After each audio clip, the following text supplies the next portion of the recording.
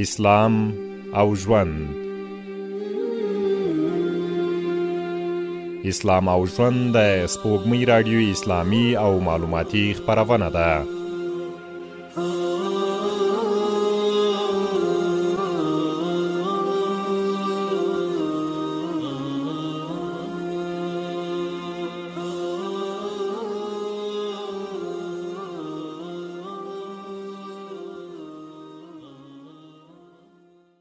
السلام علیکم. اسلام او ژوند خپرونې ته ښه راغلی. په دې خپرونه کې درته د طیبه کلمې په مفهوم، غوښتنو او اغیزو خبرې کوو. هیله من یو تر پایه مو ملتیا وکړئ.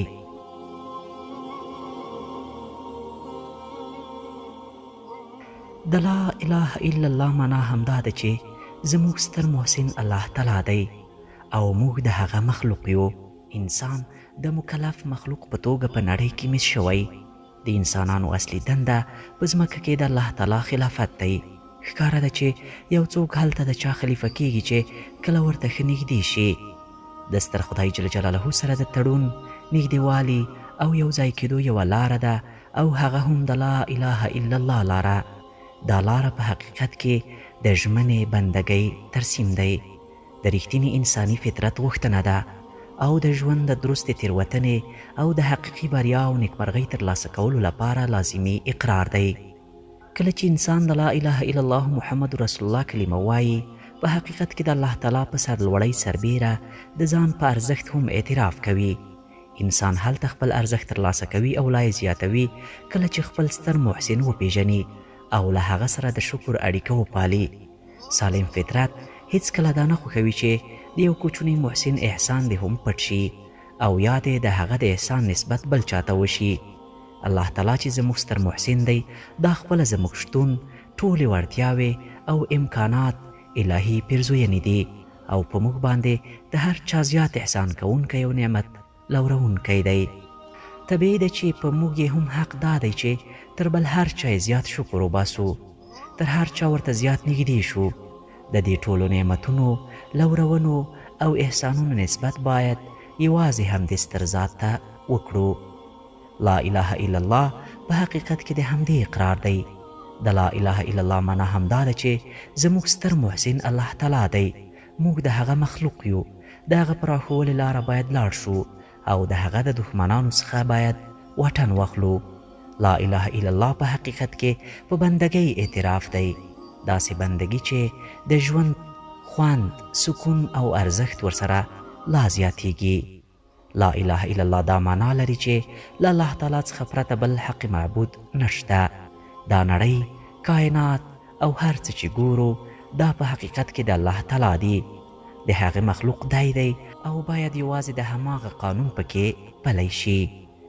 که تاسې د یوې فابریکې تولید اخلئ او د هغې په تړاو د فابریکې لارښوونې نه مراعاتوئ، هیڅ عاقل به یې در سره ونه مني چې تاسې به له هغه تولید څخه ګټه واخلئ او یا به مو ښه درشي، بلکې زیات امکان د دې شته چې ستاسې په زیان شي.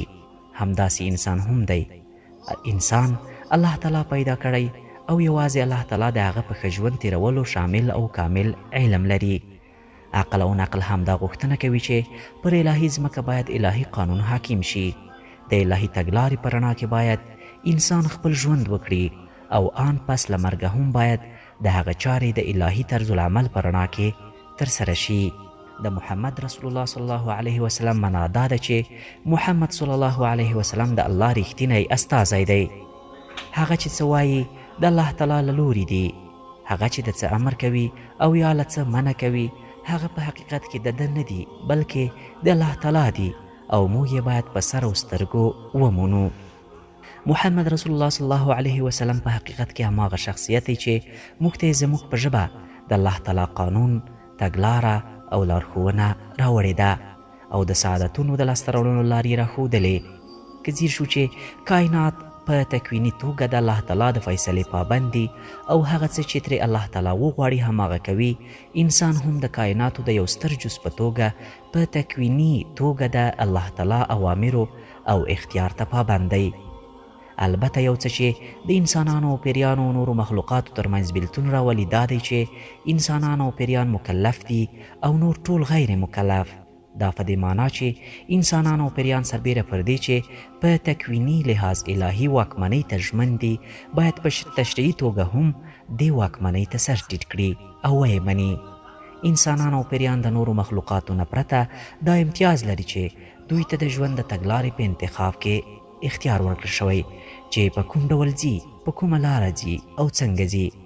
البته دا ورته په ډاګه شوی چې د خیر لاره کومه ده او د شر کومه. د رحمان په تګلاره کې ستا لپاره څه ګټې دي او د شیطان په پیروۍ کې تا ته کوم زیانونه. نور مخلوقات دا ډول اختیار نه لري. هغوی ته چې څه ویل شول هماغه به کوي او د یو څپک په اندازه هم ترې اخوا دیخوا نشي تللی. کله چې انسان کلمه وایي هغه په حقیقت کې د رحمان لاره انتخابوي، د خوښیو نیکمرغیو او حقیقي بریا لاره. انسان چې د بندګۍ په دې اقرار ګویا کیږي چې زه ټول کائنات په تکویني لحاظ الله تعالی ته تسلیم یو، نو سمدواره ځیر کیږي چې تشریعي تسلیمي هم باید زما همدې ذات ته وي، ځکه زما خیر په همدې کې دی. کله چې یو څوک د لا اله الا الله په ارزښت ځان پوهول غواړي نو هغه د لا اله الا الله د ویونکي داسې ویونکی چې په اخلاص یې ویلي وي او د هغه چا ترمنځ چې په دې کلمه عقیده نه لري ترمنځ پرتله وکړي. یقیني ده چې ډېر لوی توپیر به یې ترمنځ ومومي. د کلمې طیبې ویونکی به ټولنې او د ټولنې اوسیدونکو ته خیر رسونکی، صالح او مصلح وګوري، خو له کلمې څخه منکر به په ټولنه کې د شر او هر ډول فساد سرخیل بیا مومي. کله چې یو څوک په الله تعالی عقیده نه لري د قیامت په ورځ او دا چې هر خیر او شر بدله لري، الله تعالی د هر څه محاسبه کوي او دې ته ورته قضایاو باندې ایمان نه لري، نو هغه بیا باغی کیږي، ځکه د هغه ټول هدف همدا دنیا ګرځي او د دې دنیا د ښه کولو لپاره چې په څه وس رسي، ځکه هغه دا باور اخلي چې له مانه کوم پوښتونکی نشته، که هر څه کوم زما خپل کار دی، زما هڅه دا ده چې یوازې ځان خوښ وساتم او په دې لاره کې که نور هر څومره زیانمنېږي کومه پروا مې پرې نشته. دا و د کلمې طیبې د ویونکي او نه ویونکي ترمنځ توپیر. البته دې ټکي ته باید ځیر وایي چې څوک چې یوازې کلمه طیبه وایي او نور یې غوښتنو ته عملي جامه نه ورغوندي په هغوی بیا حساب نه کیږي. لکه نن چې زموږ کوم حالت دی، نن د کلمې ویونکي ډیر دي خو ولې کلمې ته غوږ ایښودونکي بیا بیخي محدود. د نن اوسیدونکي باید په دې پوه شي چې یوازې د کلمې په ویلو زموږ مسؤلیت نه ادا کیږي، بلکې تر دې وروسته ډیر اوږد مزل ته اړتیا ده. وما علینا الا البلاغ المبین.